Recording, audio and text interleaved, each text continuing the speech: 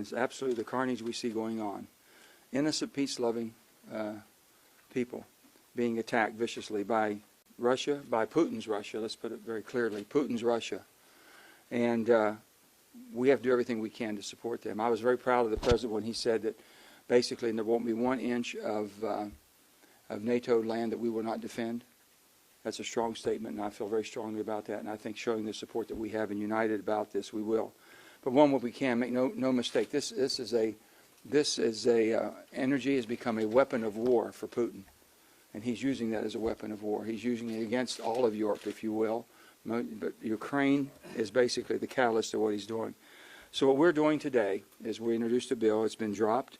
We have, I think there's 18 of us, 9 Ds and 9 Rs, that are on this piece of legislation that basically bans the Russian Energy Imports Act. That's all it is. We're banning Russian Imports Act. What we're banning is basically petroleum products, crude oil, LNG, coal.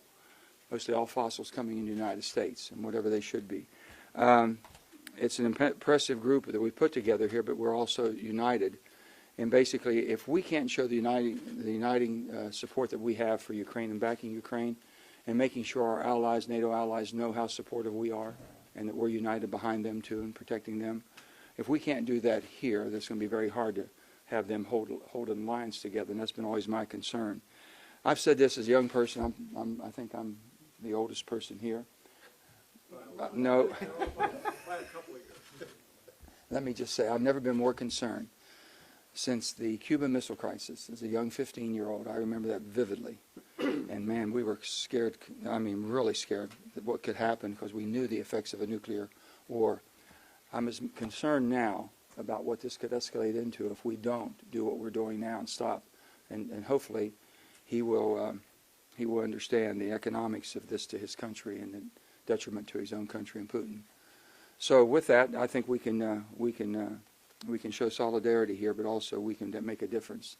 It also shows you the fragility of energy in the markets around the world and what we're dealing with. The United States has the ability to backfill and help all of our allies around the world as they use this energy as a weapon. But we have to make sure that we're doing ours. We do it cleaner than anybody else. We do it in a better fashion than anybody else. And we have the ability with the reserves to do much more during this crisis, time of crisis. So I hope we all take that in consideration. So we're going to step up, and we're asking the government to step up. I've spoken to most of the largest CEOs, petroleum CEOs in the United States that basically are all over the world. They have markets over the world. They have their tentacles everywhere in the world. And spoke to all of them. I asked them, I said, I want you to do everything you possibly can. They said, we have basically started aggressively pulling back all of our investments and pulling back all of our dependency on Russian products. That's great. I applaud them for that. And I said, I need you to do something else. I need you to make sure you make a commitment that basically the United States economy and the citizens of the United States will not be impacted because of corporate profits or shareholders' profits, whatever it would be, during this period of time of crisis.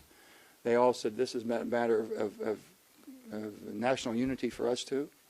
And I was very proud to hear that. So I'm going to say that everyone seems to be very much on board 100% and supporting this effort. So with that, I have no concerns that we should have any shortages right here. So the United States of America in 2019 was producing 12 million barrels a day, 12.3. We're down 11.2 because of COVID. Market dropped off. We have no problem at all ramping back up with what we already have ready to go. So we can backfill that. We have a tremendous amount of LNG. We have a tremendous amount of gas that we can produce the LNG for. We're expanding on our exports as far as with our LNG terminals. Germany is putting 2 terminals to receive LNG, so they don't have to depend on Russia. And it's up to us to make sure that we connect all of that together. So without further ado, I want to thank one of our co-sponsors, one of our lead co-sponsors, and everyone you see here. This is a bicameral event. You have House members and Josh Gottheimer and Brian Fitzpatrick here. And then basically the group that we put together. So I'll bring Lisa Murkowski up at this time. And Lisa, if you will. Thank you. So it's good to be working with my buddy Joe Manchin on bipartisan things. There's been a flurry of bills that you have seen, ideas floated out there in the past week. bills that have been introduced. I think the difference with what you have here is this is bipartisan.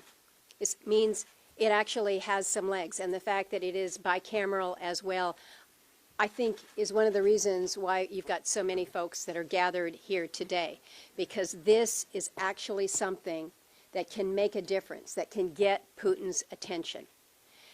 Senator Manchin has used the words, Putin is not afraid to weaponize energy. He's been doing that. We've seen it all along into this lead up.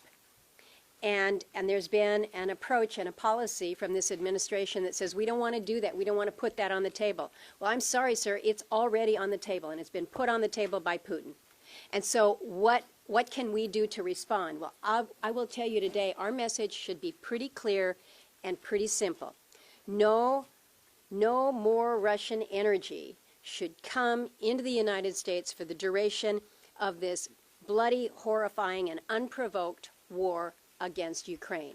So this measure is in direct response to what Russia is doing with the bombing of the schools and the hospitals and the apartment buildings, forcing the Ukrainians to flee their country, killing the innocents that remain, and using some of the worst weapons in the world and indiscriminately to do it. So these are not just acts of war, they're war crimes. And there should not be a single additional American dollar allowed to finance these atrocities. So the president has said, I'm going to use every tool in the toolbox. Mr. President, this is a tool. This is a tool. The one tool that might just force Vladimir Putin to sue for peace here.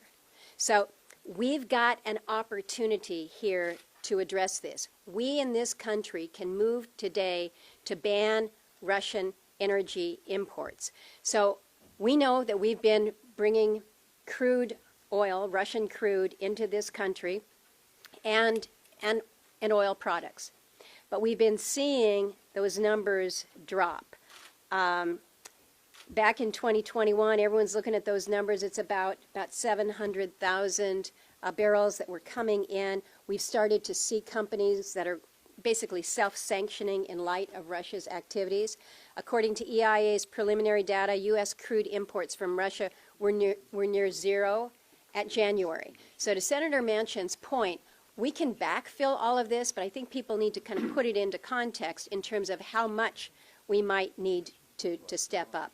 I'm confident that we can fill the supply gaps by American production along with our allies in Canada, for instance. So I would urge the president, take your counterproductive policies like taxes and royalty hikes, take them off the table. Give the industry the confidence that it needs to be producing more. He might not want to hear this, but I think the most important step that can be taken right now to lower domestic gas prices, because that's what everybody wants. How are we going to get the prices down? It's almost psychological in nature. He's got to change course. He's got to embrace American energy. He's got to tell the public that he's doing this. That's going to do a lot more to calm than some temporary SPRO sale. We've seen that. You don't get much mileage out of that in terms of reduction in the price. You don't see it calming the markets. So to me, this is clear as day. We are not going to send Russia any more U.S. dollars to help them kill innocent people. This bill will do it. It's bipartisan, it's bicameral, and it needs to move, and it needs to move today. So let's go to the other side of the House here. Josh Gottheimer. Thank you very much. Thanks, Lisa. Thanks for inviting us over. We will leave within a half hour. Don't worry. Thank you, Joe, for inviting us, and Lisa. Thanks very much. And it's great to be with all my colleagues and with Brian Fitzpatrick, who's co-chairman with me of the Problem Solvers Caucus. You know, in times of great distress at home or abroad, we have always done best when we've stood together as one nation with our allies. As Putin's forces continue their brutal invasion to the Ukraine, the United States must stand strong against the Russian dictator. So we're joining together today to cut off Putin's largest revenue source and to support America's own energy independence and security. And we're joining forces both across the aisle and, as Lisa said, across both chambers.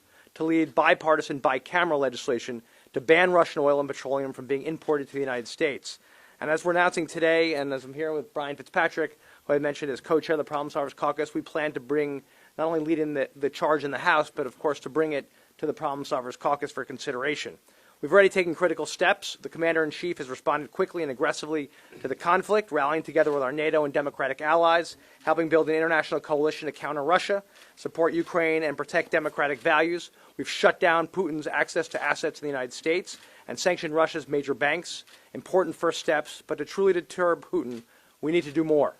Just today, my home state of New Jersey, there, the governor, Phil Murphy, signed an executive order requiring all state agencies to temporarily revoke any contracts, permits, or licenses currently issued to companies controlled by Russia or Belarus.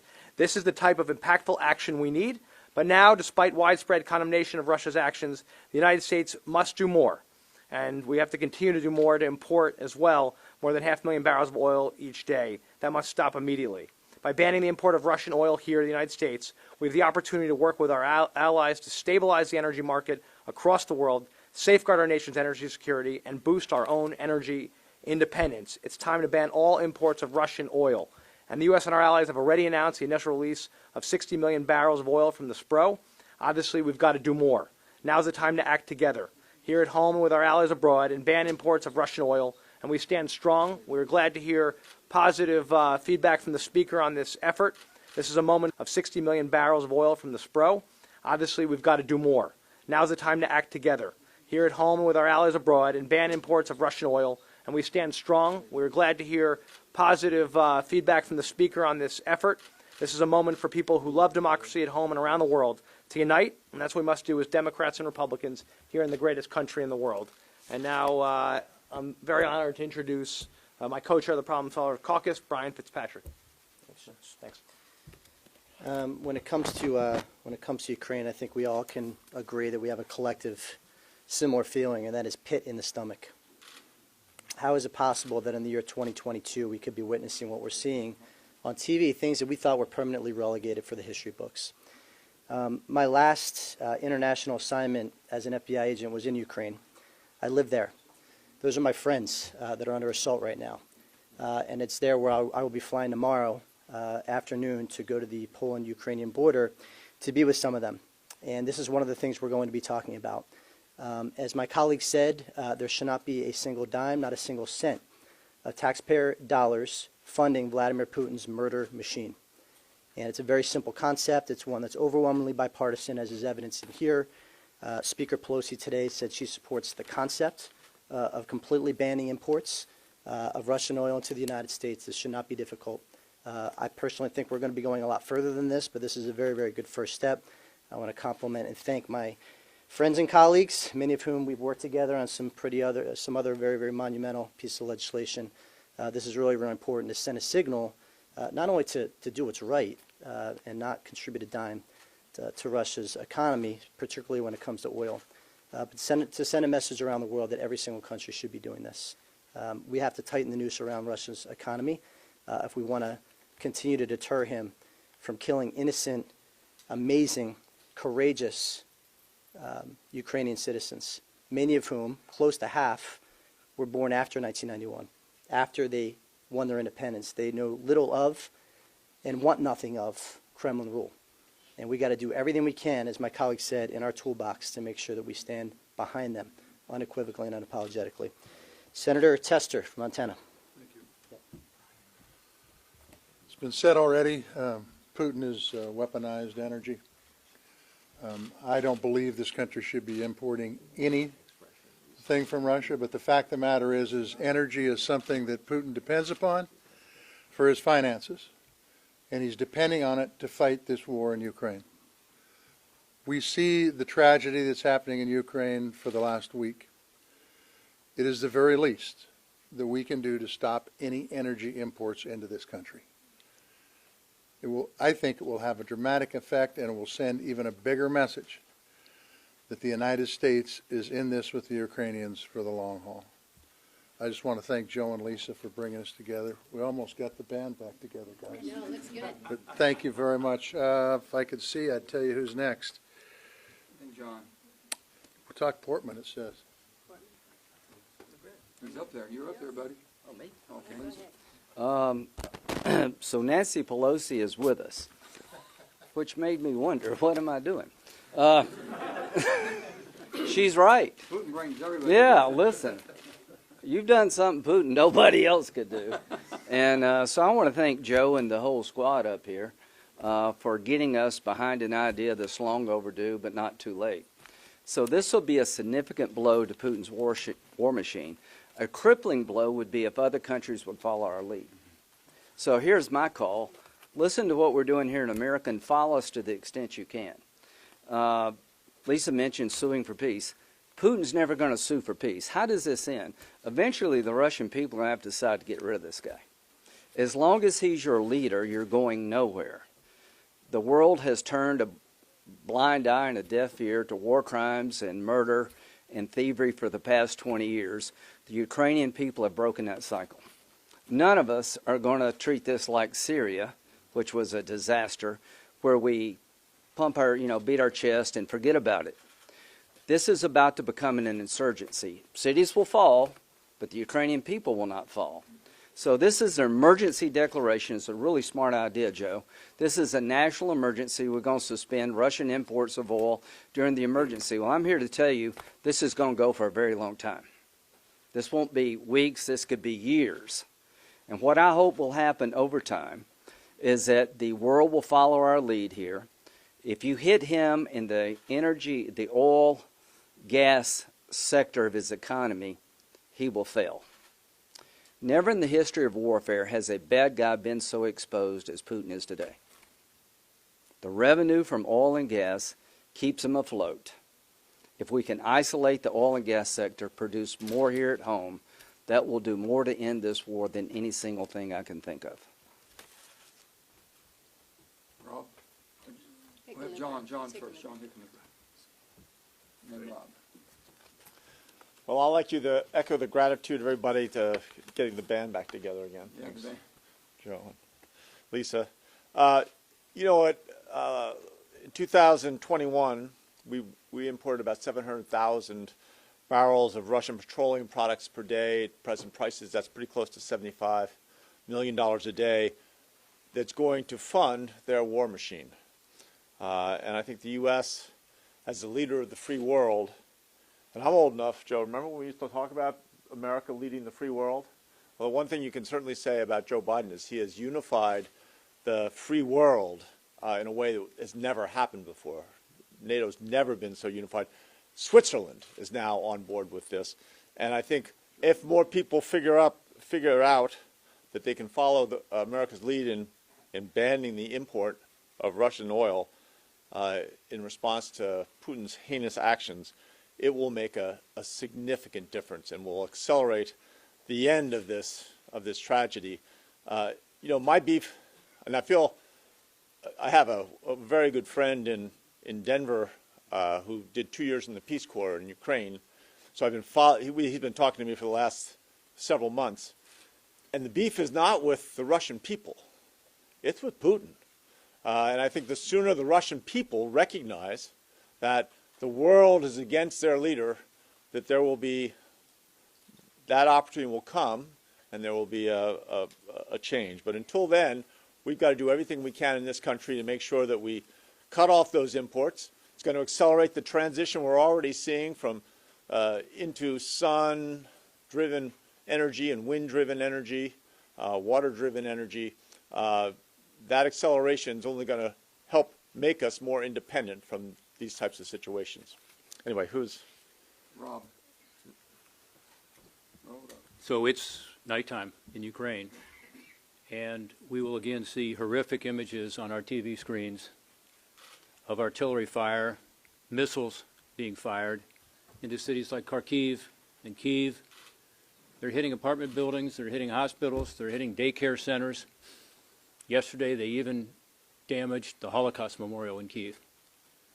This is indiscriminate shelling that is killing thousands of civilians.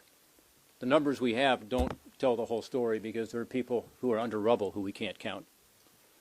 There are children, babies who are in NICU units that have had to leave the hospitals who we haven't counted. This is an atrocity. And the United States of America has an opportunity here, not just to lead the free world, but to help Ukraine more. And one way we can help the people of Ukraine more is to tighten the noose on the Putin economy. Oil and gas, fossil fuels is number one. John McCain's famous saying, this is a country of thugs that runs a big gas station. Without those oil and gas revenues, the Russian economy definitely craters. So between 50 and 70 million bucks a day going to Russia, why does that make sense? So of course I support this effort, and I thank Joe and Lisa and Fitz, the House members, Josh, who are with us today, because this is important that we be bipartisan, bicameral, and actually get something done here. It's not just about talking. This is about a crisis. People are dying. I was in Ukraine for the last congressional delegation. Gene Shaheen and I led it. It was in January. The people we met with are now in bunkers, fearing for their lives. I've been to the line of contact. The soldiers I met are now under fire. Some of them are dead. These are the people who have turned to us. I was in Cleveland on Sunday night at a rally. 1,000 people showed up in Cleveland, Ohio, Ukrainians, but also Latvians and Lithuanians and Poles and people from all over Eastern and Central Europe supporting this effort, knowing that they've been under the thumb of Russia before and the Soviet Union before, and they're not going to put up with it. They're going to fight.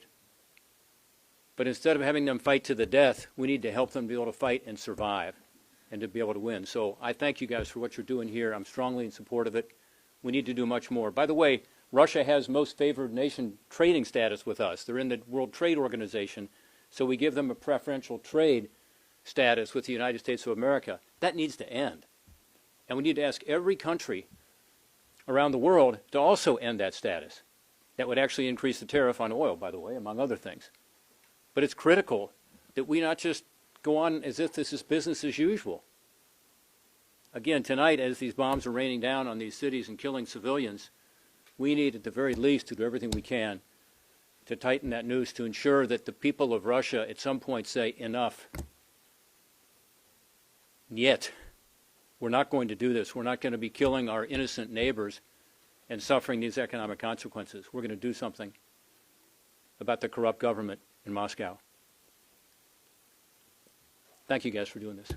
Thank you. Well, I'm going to read something that just came out. The White House Deputy Secretary, Press Secretary, which I hope spoke on their own behalf and nobody else's behalf, basically said we don't have a strategic interest in reducing the global supply of energy. That would raise prices at the gas pump for Americans. They're so wrong, so wrong. But if there's an inconvenience, because we have to basically change the corporate model of where you get the products to do what they want to do and how they blend, there's other places in the world other than Putin. And when you talk about an inconvenience, can you imagine if you lived in Ukraine right now? I think it's a little bit more than this is life or death. And if they can't show that we can make some sacrifices in order to support them and stop the aggressions of this horrible dictator. And these are innocent people. What Rob just told you, we're seeing kids who are getting basically cancer treatment. And unbelievable, having a hard time getting a sterile place to do it. All of us, I mean, my goodness, for the sake of humankind, this is not right. And for us to think it might be an inconvenience, it's going to inconvenience people, it's going to be, if we don't have an interest in reducing, first of all, we don't have to reduce. We can basically produce whatever needs to be produced. We just do our job. Get back to 12 million barrels a day. Doesn't displace anybody or anything. I don't know what we're waiting on. What is there such a big problem? We have the natural gas, more natural gas in almost any place in the world, next to the Middle East. But yet, if that's basically the desire that this press secretary, I'm not even saying this administration, but this press secretary, or deputy press secretary, whoever it may be, put out a statement like this, it's irresponsible. Irresponsible. Joe, let me just add on that, because I think it needs take to some be reinforced that our legislation is not a global ban on Russian oil and gas. It is just domestic. Now, there's been press reports out there that if there were a global ban, it would have Sure. a definite increase in the price. We would see it here in this country as they would in Europe and in other places. This is domestic for purposes of this emergency. And so I think you've got a deputy press secretary that perhaps has not looked At what we're doing. our actual ban on domestic import from Russia. I spoke, I'll just give you a few of the corporations that we spoke to and making sure that we understood it. They understood. Conoco, Exxon, Chevron, Shell, Occidental, and Valero. Those are the biggest of the biggest that basically support the American market. They've all committed to do everything humanly possible to adjust wherever their sourcing may be, but have committed that basically they will absolutely pull away from Russian products. That's a strong statement from them. And do it by minimizing, if not affecting, the markets here, because they have to make some logistic changes. We did not reach back anything that might be coming this direction. We did not reach back and stop it. We said anything in the pipeline, but what we will do is stop anything further purchases. That's what we're trying to do. With that, we'll take questions to anybody up here.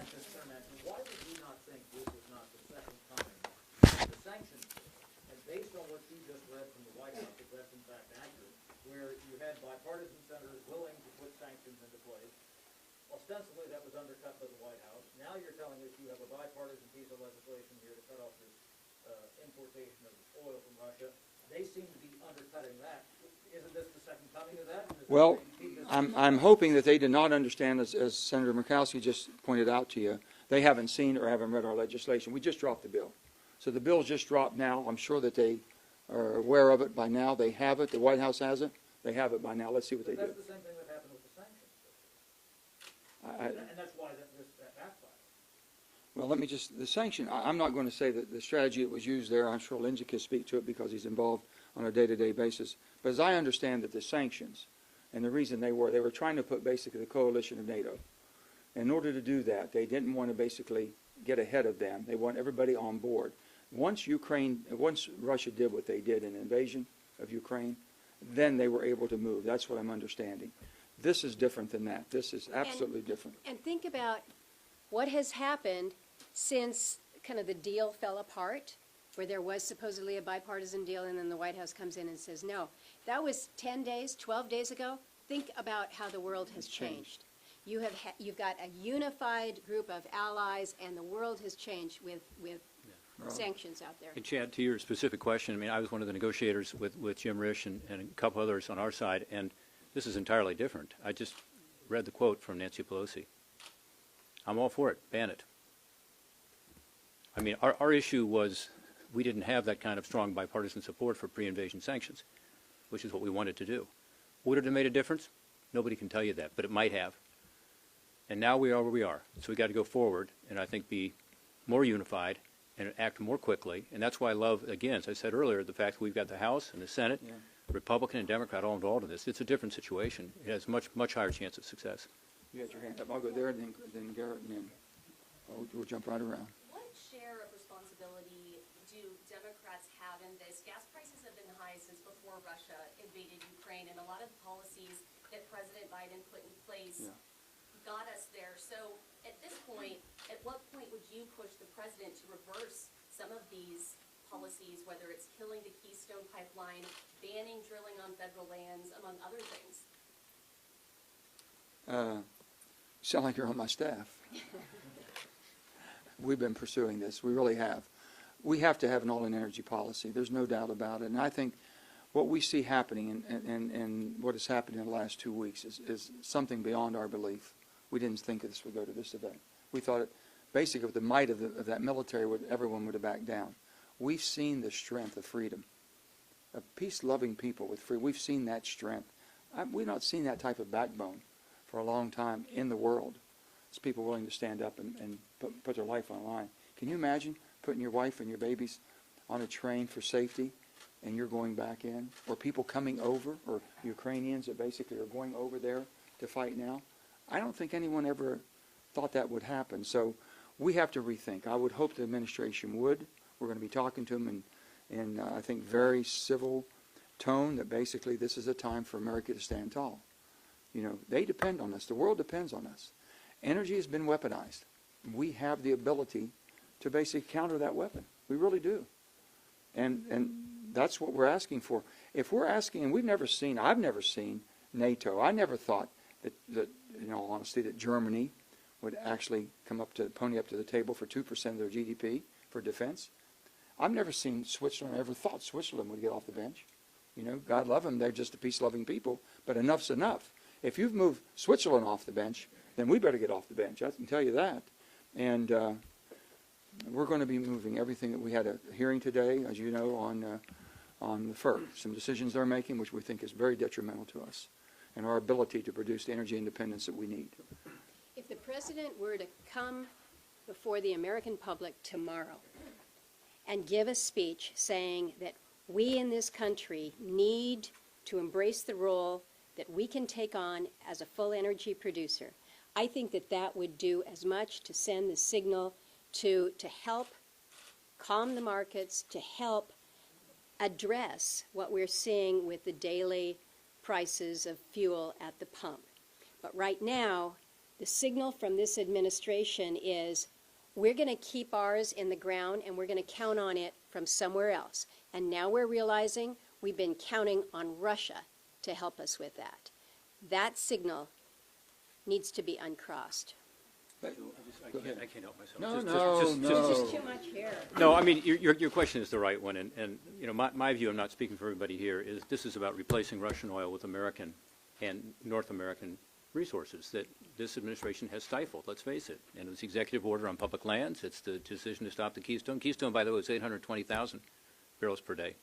So more than all the Russian oil that has been coming in per day, even at its height at about 700,000. So there's replacement right there. Now, you know, that decision's been made. We are. But there are things, Senator Manchin's absolutely right, we can do to just get our production back up to where it was. Finally, I've gotten a little heat on this issue from some folks saying that, gosh, that's bad for the environment. Because if you cut off Russian oil, then we've got to produce more here. Are you kidding? Who thinks that the Russian oil is being produced in a more environmentally sound way than American oil? I mean, they've got methane flares all over the country. You know, you can go online and look at the map of the world and you see the methane coming out of it. It's much dirtier in terms of how they produce it. Then they got to send it here by ship, which creates a lot of CO2. So the notion that somehow this is going to be bad for the environment if we cut off Russian oil, just the opposite. It will lead to fewer emissions and also has obvious national security implications right now during this crisis. I'll give you an example. We have one pipeline, Mountain Valley Pipeline. If that pipeline's 95% built, they could finish it within 2 to 6 months. That pipeline would deliver 2 billion BCF, billion cubic feet a day, 2 billion cubic feet, to go into the market, to go to basically LNGs, to go to Cove Point, to be sent overseas. Immediately we could do that. So we have the ability to do what needs to be done. Yes. My question is actually for Senator Murkowski, because I think you were starting to address this in a point you made earlier. This legislation wouldn't take any oil out of the global markets. It's just a ban on U.S. imports of Russian oil. That's but because of it, energy markets are global. Mm-hmm. Somebody will buy all of those barrels of Russian oil, be it India or China or someone else. So I guess in terms of punishing Putin, how does this do anything to do that other than keep our hands clean of buying his oil? First of all, I think that there is a moral obligation here. I don't want U.S. dollars to be funding this carnage in Ukraine led by Putin. I think all of us should agree that that is not where we go. Now, it is a global supply out there, but it is not a supply without limitation. Now, we're going to be pushing to do everything that we can to get production up in this country, despite some of the policies that have been put in place that have held us back. Others will likely be trying to do the same. But you can't turn this on a dime. And so in the meantime, you're going to see around the globe pinch points. And what we all need to be doing is making sure that that pinch point is felt most forcefully in Russia, directly to Putin's accounts. So what we can do here in this country, because we are poised to produce more, if just given the right signal, we can help ameliorate the pressure on us. We can help ameliorate the pressure on our allies. But not if we just continue to say, well, we're just going to keep doing what we've been doing and effectively reward Putin.